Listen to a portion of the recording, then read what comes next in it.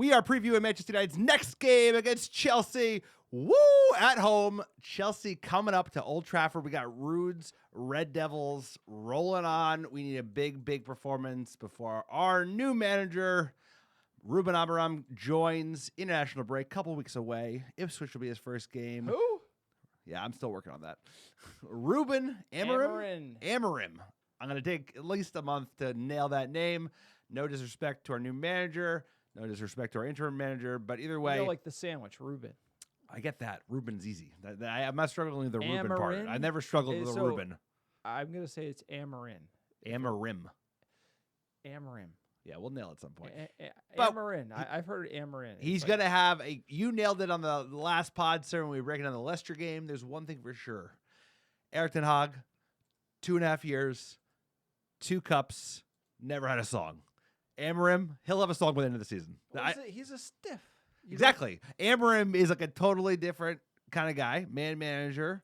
He arm around the shoulder kind of guy. He is a disciplinarian from what I've read, but I think he's going to be a little less stubborn, a little bit more affable, a little more approachable than our former manager. So I'm very excited about him. I'm very excited for Ruben. We have a track record with interim managers getting one on Chelsea, i.e. Carrick. We need it. It's a big game. United needs to start climbing up the table. Chelsea's playing good football. They're way above us, laughing at us in the second half of the table. We got to beat them.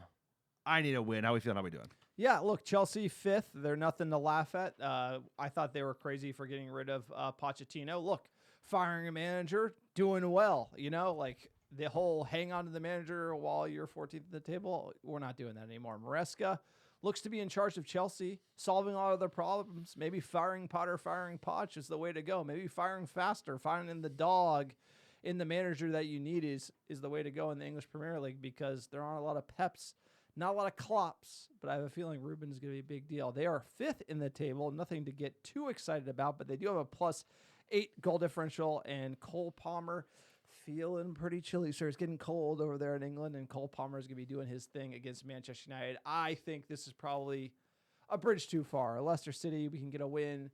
Manchester United, we still have gaps in the squad. You saw the defending against Leicester. I think ultimately Ruud's going to get the attacking and finishing mojo going.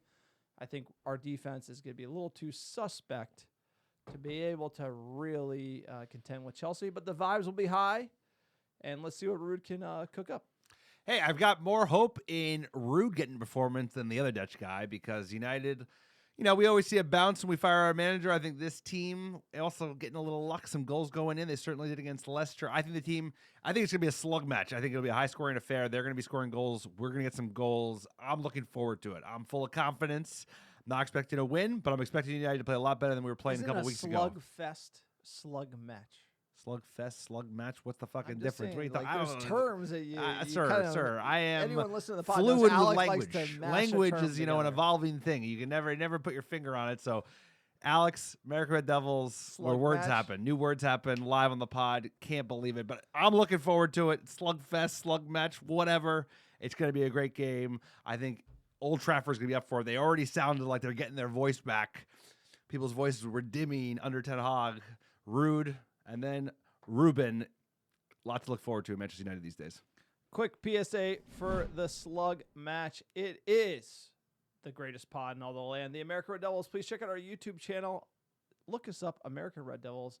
On YouTube, we do extra content on our YouTube channel. So if you're listening on Spotify and iTunes, please go to YouTube, search our name, like, subscribe, comment. We'll get back to you. It is a ride. We've been enjoying doing YouTube. Also, check out our Patreon page, patreon.com/American Red Devils. Patreon fans go the extra mile. We have over 100. They support us so we can do things like YouTube and improve the podcast every single season. Unlike Manchester United on the pitch, we try to get better every single day, sir. Also, check out our store. Grab some merch. Viva Garnacho scarves, trucker hats, hoodies, beanies. It's getting cold. Support the pod. Support the greatest club in all the land, and our website, americanreddevils.com. You already got a blog up about Amorim, our boy, the Portuguese coach, who's going to save United and bring us back to the promised land. Tell us about iTunes reviews.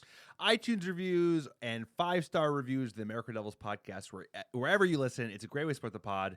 It helps us get found organically by other top Muppets like yourself, and we're still giving away free merch. All you have to do is write a 5-star review on iTunes or Spotify. Send a screenshot of that review to americanreddevils@gmail.com with your mailing address, and I'll personally pick, pack, and ship some free ARD gear. Send it right to your door anywhere in the world, sir. Keep them coming. 4.8, basically 5 stars, just like this team is going to show up on Sunday. I'm feeling it. I'm wearing the 08 Skullsy. Sir, we need some bangers. What's going on? Hit me with that music. Let's go.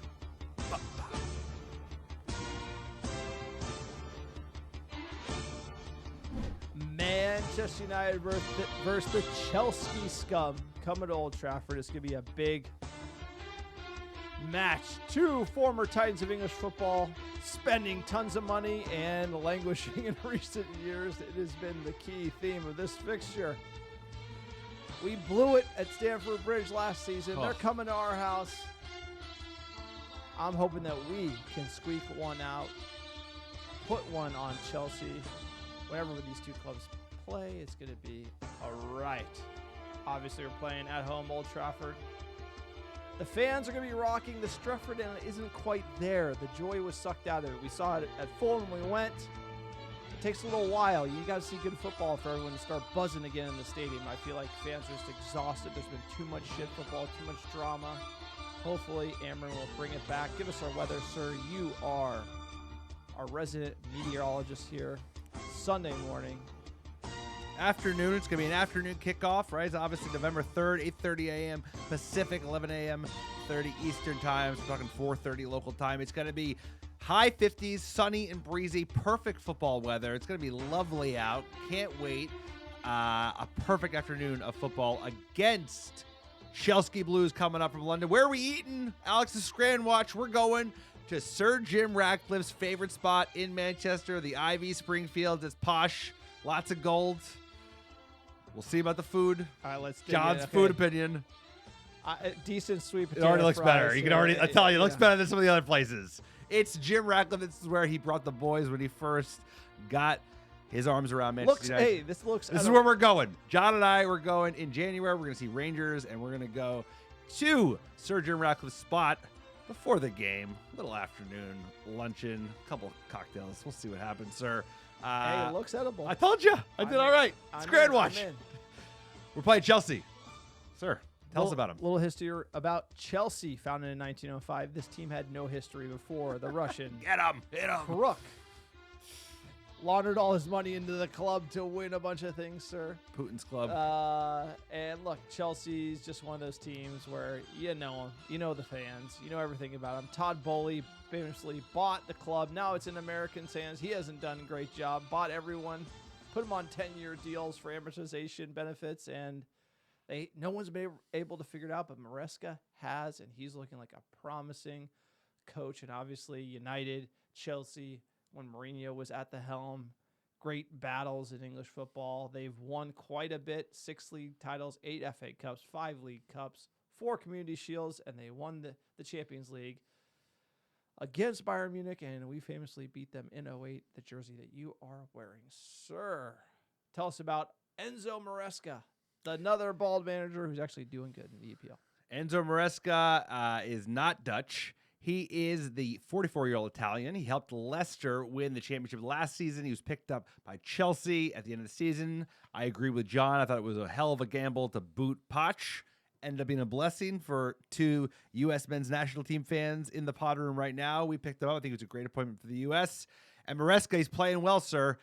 So what's he like to do on the pitch? Tactics-wise, ball and pitch control. He's all about dominating possession, likes to focus on positional play and possession dominance, right? So he's a very tactically forward coach, likes to do slow build-up, likes a ball-keeping goalkeeper, so he likes to dominate possession and then just cut through United in the middle of the pitch with that midfield overload. So Palmer's going to be active. Pedro Neto is a player, sir. I think Cole Palmer is arguably like the most informed player in the Premier League at the moment. He's just unplayable every time you see him. So it's going to be a big match for United. They're going to come into our house looking to dominate the ball, and I think Ruud's going to try and do the same. So this is going to be a very interesting game to see how United and Ruud line up. He's going to want to have an impact. He's going to want to get a win. Maybe he sits back and counters. I don't know how I'm going to call this one, but he might play coy. Look, I used to dislike Chelsea a lot. This is almost a likable Chelsea side. I have to say, like, Cole Palmer is actually a He's great likable. player to watch. Yeah, he He's is. likable. He's kind of a goofball. Right. Like you wouldn't expect that guy wearing that haircut to be like just cooking Killing the it. league. Yeah, like unbelievable. Also the fact City sold him, that makes me like him even more. And it's a young Chelsea team. They're playing well. Nicholas Jackson, tons of wingers.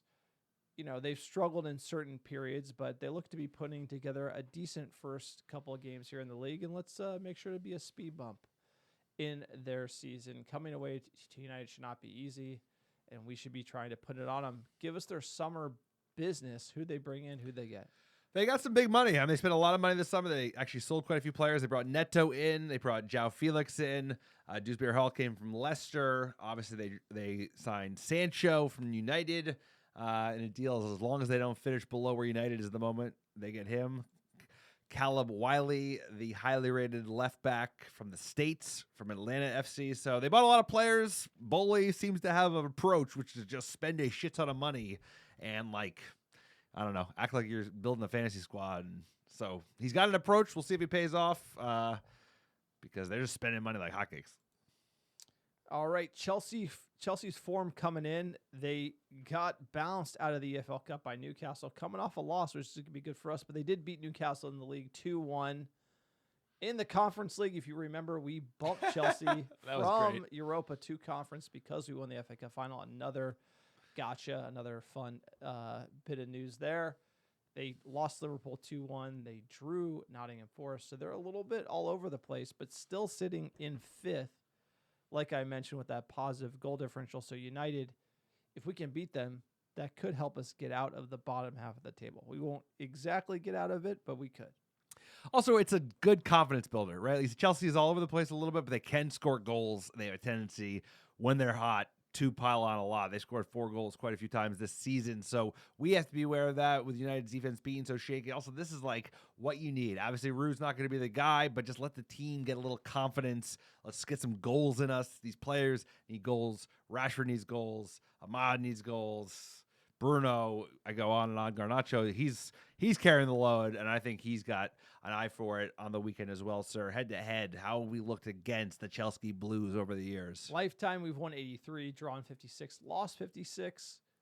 Last 5, we lost 1, 1-2, drew 2. And obviously, 4-3 that we lost to them, brutal. But we did beat them at home the last 2 times we have played them. So let's hope we can make it 3 in a row at Old Trafford. Chelsea, the lineup they most recently went with against Newcastle in the league. You had Jackson, Madueke, another dangerous player they have as well. He's a player. Caicedo. Oh, another 100 million pound midfielder with Cole Palmer in the middle. Neto, Madueke, and Jackson, you got to watch out for. Reece James, he's been injured back and forth. I think you can get out that back line. It's just their attacking front is going to cause United a lot of problems. That makes me very concerned about our shaky defense. I totally agree. I mean, they're going to be coming at United. They are going to get chances. Onana's going to need to have a big game. United, I mean, I think he'll go with the double pivot with Ugarte and Casemiro once again, because how potent is that Chelsea defense? I mean, Chelsea offense. You got to slow that down a little bit and obviously limit the damage, but we got to score goals. I mean, that's still a bit of a challenge. I know Leicester, we scored goals, but some of those were fortuitous. So, we're going to need our scoring shoes on. And I think Rashford, he's up for a goal. He's due for one. We need it. Sir, you're looking at the man to watch out for, Cole Palmer. You look at that photo.